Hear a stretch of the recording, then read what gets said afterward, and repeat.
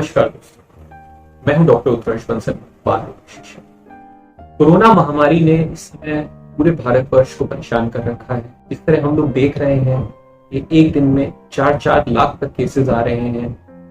ये लहर बहुत ही संक्रामक है और इसकी वजह से बहुत सारे बच्चे, बड़े सब बीमार पड़ते हैं। अगर बच्चे को कोरोना हो जाए तो क्या करें? ज्यादातर बच्चे सेकेंड वेव में इस बीमारी से संक्रमित हुए हैं। उनके अंदर हम लोगों ने देखा कि बहुत ज्यादा लक्षण नहीं पाए गए और गंभीर लक्षण उनके अंदर बहुत ही कम बच्चों में। तो इसीलिए सबसे पहले तो ये जरूरी है कि अगर आपके बच्चे को किसी तरह का संक्रमण हो तो पैनिक ना करें, डॉक्टर से बात करें, डॉक्टर की सलाह लें। अपने हिसाब से बच्चों को बहुत सारी जो दवाइयों का प्रचलन इस समय हो रहा है, सारे व्हाट्सएप ग्रुप्स में, फेसबुक पे बहुत सारी दवाइयों के बारे में बातें लिख के आ रही हैं और लोग उनको बिना किसी प्रिस्क्रिप्शन के खुद ले रहे हैं और बच्चों को भी दे रहे हैं। ये बच्चों की सेहत के लिए खतरनाक है। कोरोना वायरस के बच्चों में क्या लक्षण हैं? बच्चों के अंदर संक्रमण के लक्षण बुखार आना, खांसी आना, गले में खराश होना, दस्त होना, उल्टी होना, कभी हाथ या पैरों में रैश होना, ये भी हो सकते हैं। इन लक्षणों पर भी ध्यान देने की जरूरत है। कोरोना वायरस से किन बच्चों को ज्यादा खतरा है? कौन से ऐसे बच्चे हैं जिनको ज्यादा परेशानी हो सकती है?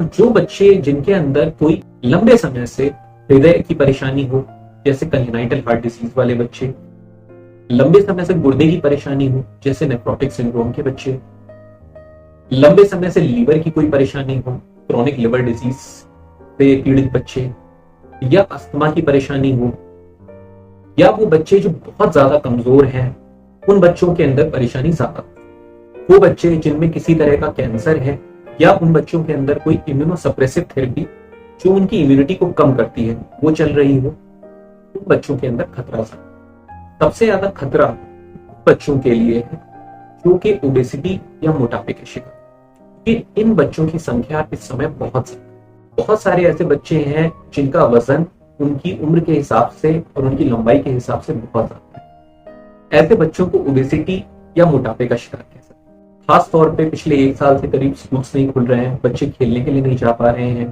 इस वजह से मोटापे की शिकायत और ज्यादा बढ़ रही है। मोटापा एक कोविड इन्फेक्शन में रिस्क फैक्टर होता है जो कि डिजीज की सीवियरिटी को बढ़ाता है। बच्चे को संक्रमण हो जाने पर कैसे हो इलाज और देखभाल? महत्वपूर्ण बात यह है, जब भी बच्चों को भी अगर संक्रमण होता है तो हमें उनकी ठीक तरह से मॉनिटरिंग करनी है।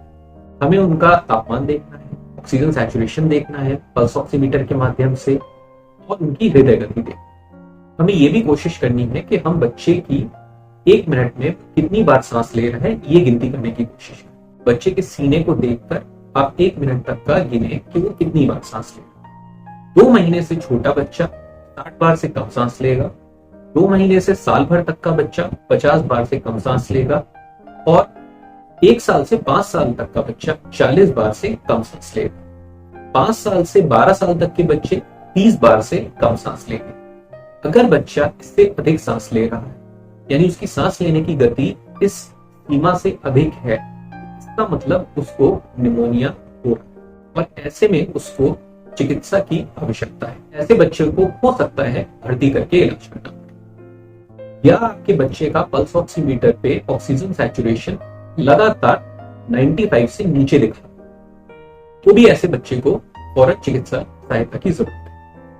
अगर आप बच्चे को पैरासिटामोल दे रहे हैं फिर भी उसका बुखार 101 से ऊपर लगातार बना, तो भी इस बच्चे को चिकित्सीय सहायता की आवश्यकता हो सकती है। तो कृपया इन लक्षणों पर ध्यान दें। अगर इस तरीके के लक्षण आपको दिखते हैं तो अपने डॉक्टर से फौरन संपर्क करें, और अगर आवश्यकता हो तो बच्चे को अस्पताल में भर्ती।